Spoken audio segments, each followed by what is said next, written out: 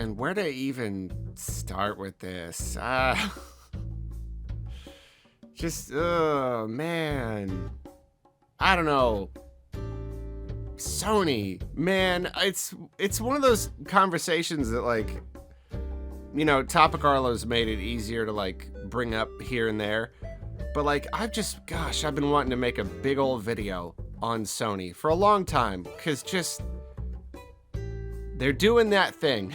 They're really doing that thing where the more successful you are, the more just big-headed you get, and you just stop trying. I don't know. So yeah, I don't know. Like, I don't want to. It's hard not to go too far into it, but like this is such. It's so, I don't know. It's so typical of Sony right now, this generation.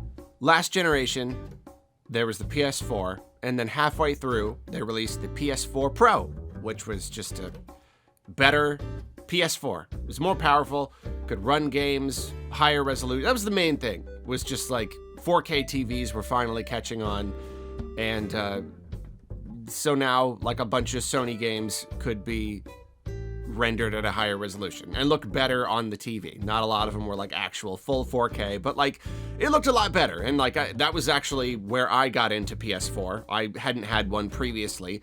I hadn't even had a PS3.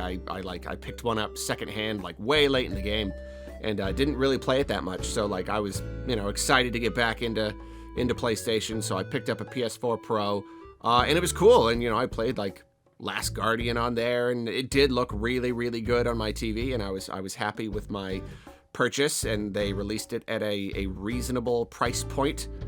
And so the thing about this generation is all of these rumblings were happening about the idea of a PS5 Pro, and like the knee-jerk reaction is, already? What do you mean? What do you mean? I know this generation is half over. I know it's almost 4 years old, but they haven't made any games yet. They've barely made any games yet. The generation has barely started, right? Another much larger topic is this whole thing where, like, there are so few PS5 exclusive games.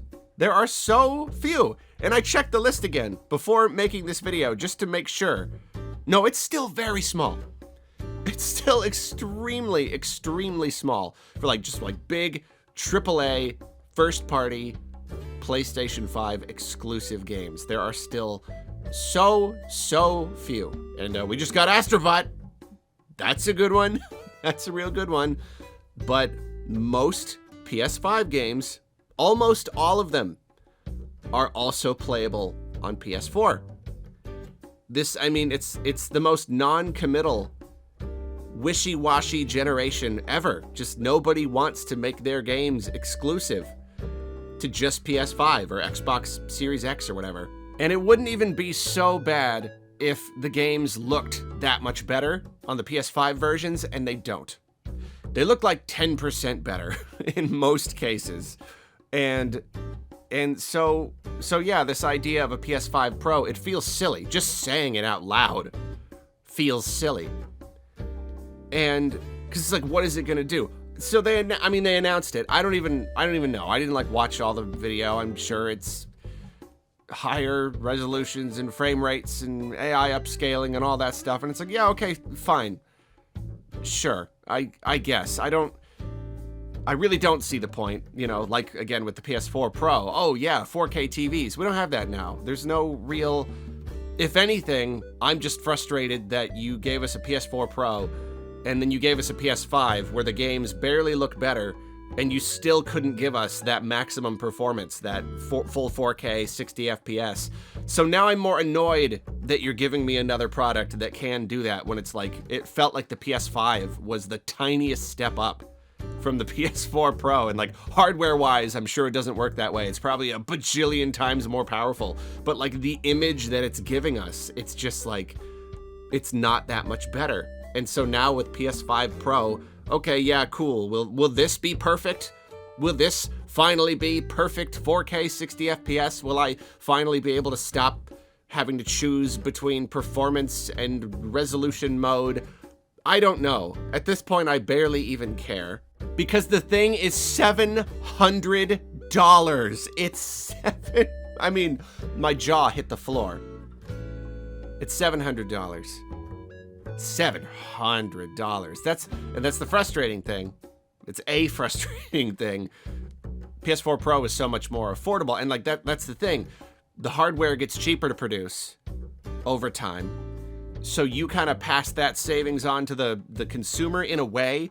You know, you introduce the new one, and that's, you know, it's a little more pricey, but then the original model is cheaper, and then the better version kind of replaces the older version as the default version. You know what I mean? The Switch OLED isn't even more powerful, but it's still kind of like, it's kind of replaced the original. It's not that the prices have gone down, but it wasn't that much more. Point is, Sony is not treating the PS5 Pro like a replacement, like just a nice mid-generational upgrade.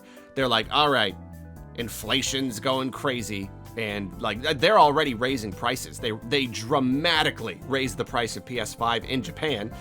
They just raised the price of the controller across the board. Like they are like, we don't lose money. We don't lose a single dollar. We will keep raising prices forever if we have to.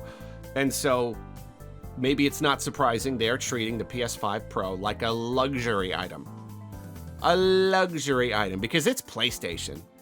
They know that they've got a really, really huge audience of people who just want the PlayStation.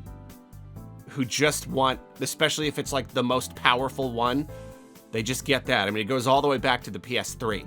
You know, before there's like even any real games to play. Yeah, but it's the strongest one. So there you go, get that. And I'm not trying to disparage all PlayStation fans. I'm just saying, like, there is a big chunk of people who will buy the new PlayStation no matter what.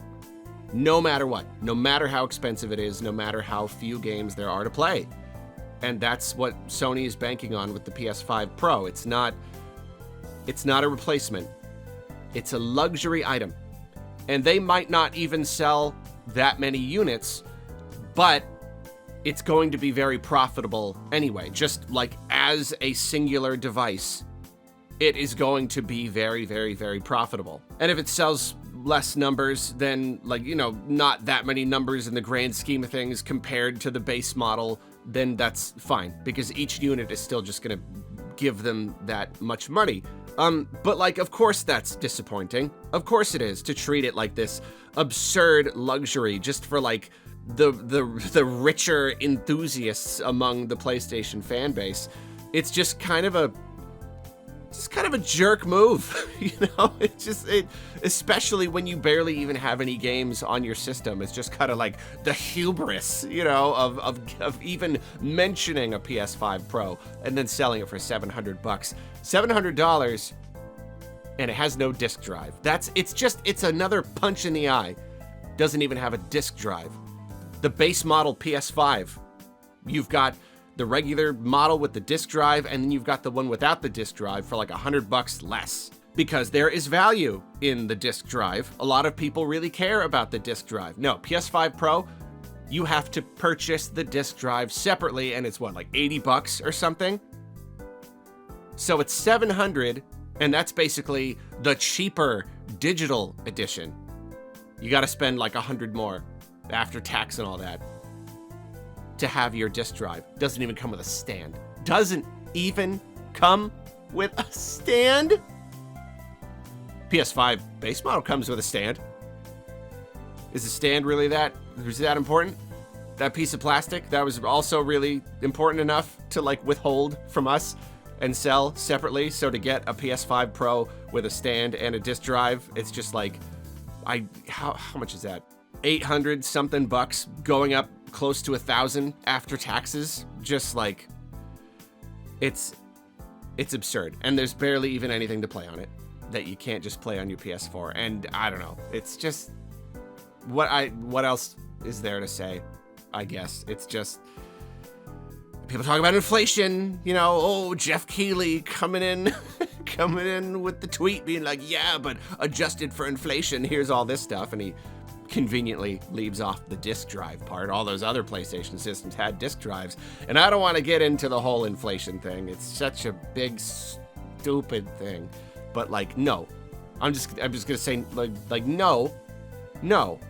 Inflation goes up, all our money is worth less. So if business resumes as usual, everything is still more or less equalized. But when the company says, no, our money is worth less, and therefore we need to make more money to make up for it, so we're gonna charge more, well now my dollar is worth less, and I have to spend more. So the companies raising their prices get to take no hit, and the consumer takes a double hit. And that is not very fair. So that's all I'm gonna say about the inflation argument. It's nonsense. There is something to be said for the idea that like, oh, gaming is technically cheaper than it's ever been because blah, blah, blah. But like at the same time, these companies are making more money than they've ever. There are more people playing games than ever. Like, no, just no, I don't care that original NES games were technically like $6,000. It's just, things have normalized. Gaming is like a big thing.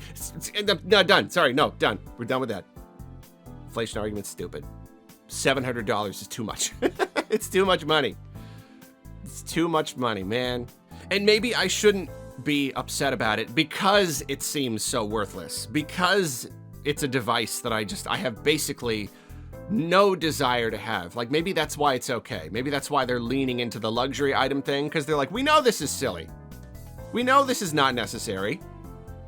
So let's just sell it to that chunk of however many millions or maybe even tens of millions of people who will just buy every Sony thing no matter what. They just want the more powerful thing. They want to wring a couple more pixels out of their games. And you know what? If that's your thing, more power to you. I've got plenty of things in my life. I enjoy luxury items myself. You know, I'll get the Kewpie mayonnaise. Sometimes I'll treat myself. The Kewpie mayonnaise from Costco. It's more. It's a good amount more than regular mayonnaise. But, you know, it's worth it sometimes. PlayStation fans, treat yourself. Who am I to stop you at the end of the day?